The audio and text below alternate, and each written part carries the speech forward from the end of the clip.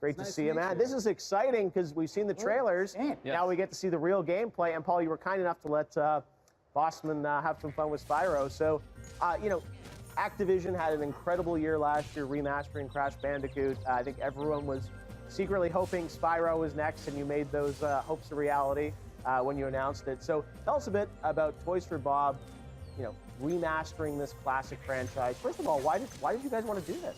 Because the fans have been clamoring for this. I mean, everyone's been wanting to see that ever since, like you said, when Crash came out. Everyone wanted to see this. So it was a huge opportunity for us. And this year is really important. This September is the 20th anniversary of his debut on PS1. And so we're talking about 3 generations ago. There's a huge opportunity for us to bring some modern sensibilities to this classic gameplay.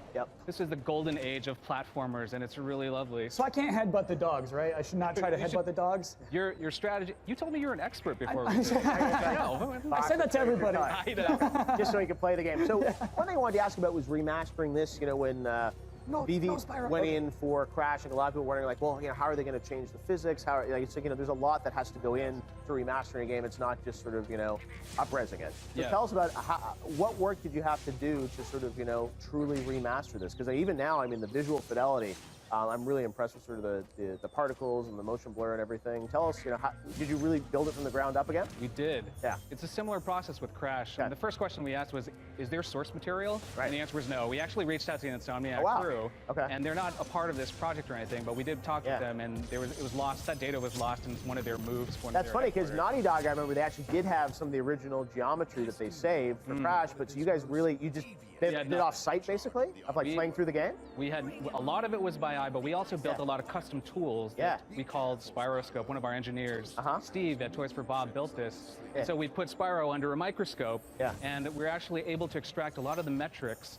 So there's really 2 goals that we had. On the creative side is to embellish on the visuals in a really new way, but on the mechanical side, on the design side, we want to recreate it to be exactly true and as an homage to that experience, so that all of that muscle memory of your controller, it all rushes right back.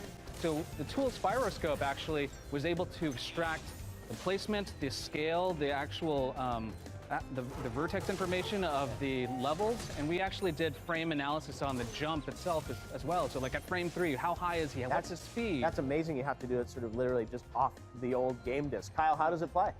Good. Yeah?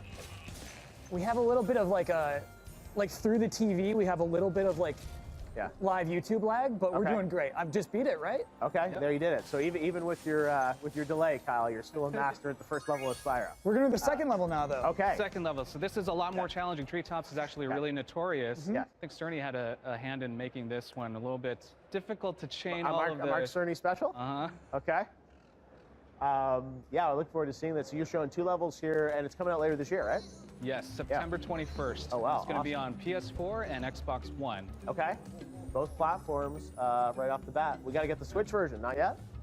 Not talking about anything else. Right now, we're super excited about getting him up in high definition on these major platforms. Oh, yeah, no, that's it. That's fantastic to have it on both platforms right off the bat. And I have to say, like, the fire and those effects, it's you know, I remember it from the 90s, and it's amazing what you guys have done remastering it. And it's all the games, all the levels, right? Completely remastered? Yes. There's a lot Spyroscope went through it all? It went through it all. It's over 400 characters, over 100 levels. It's a big pack for $39.99. I was going to say, lots of content. So flying around here, Bossman, even with a little bit of lag. So what are your memories of playing Spyro, Bossman? I played the 3rd one. I played Enter the Dragon. That's the 3rd one, yeah? Yeah, and you played... Year of the Dragon. Spyro. Year of the Dragon. Year of the Dragon, yeah. Okay. So I played Year of the Dragon. I love it. You're probably too young for the original Spyro. I was not too young for the original Spyro. How old were you in 1998, Bob? I can't do that math right now. All right. A young 13? boy. I guess I was 13. Yeah. Perfect age to start playing Spyro, right? Exactly. Yeah. If only Mr. and Mrs. Bossman let you. I think I was 98. Like, I'm playing Metal Gear Solid, man. Oh, really? Okay. Yeah, I was a tough boy. Stay focused on Spyro here. Okay. Guess for Spyro. He's talking about Metal Gear. I apologize, Paul. Okay, so I should not have done that. It's all right. It's fine. And you shouldn't have done that either, falling off the ledge. I told you it was going to be hard. So wait, do these like do these boost me? They do. Okay, so I should have. So you got to do a supercharge and then carry that through. All right. Just a little early. Here we go. And then And jump. now, come on, Spyro. There you go, baby. there you go. Oh, yeah, boss one, right through. Okay, all right, we got this. So, Paul, tell me, Toys for Bob, why did you guys decide to take this one on?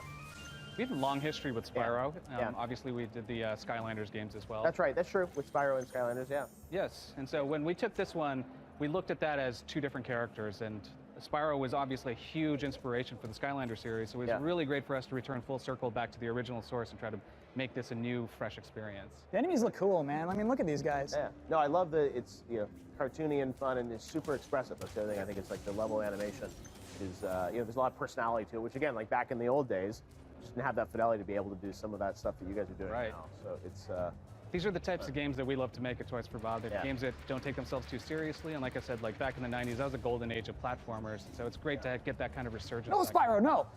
A little too much boost. Got to pull back on it. You're going crazy, boss. And that's great. And this will be, is it playable over at E3 as well for people to check out? Yep. These two levels, Toasty and Treetops, are going to be available down on the show floor. Okay, Toasty and Treetops. No, Spyro. And Bossman got the first play. I don't know if we're going to finish This is the first Treetop. This is the first time everybody's ever seen video of it, and it's just me like goofing off. I know. This is the reason we don't let YouTubers play games.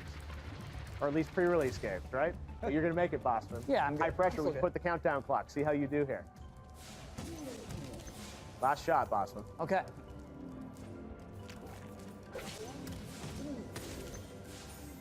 Looks incredible. Thank you. Here we go. Here we go. Here we go. Here's the moment. The All right, boost. you got it. Go, Kyle. Go. Come on, Boston. So, so close yet so far. even if you had made it, that particular jump, you need to chain about 3 different ones to actually find that. So no, I'm not going to tell you how to do Next that, time, but maybe Bob. next time. You're going to need a little bit more practice. Paul, great to see you. Thank you, Paul.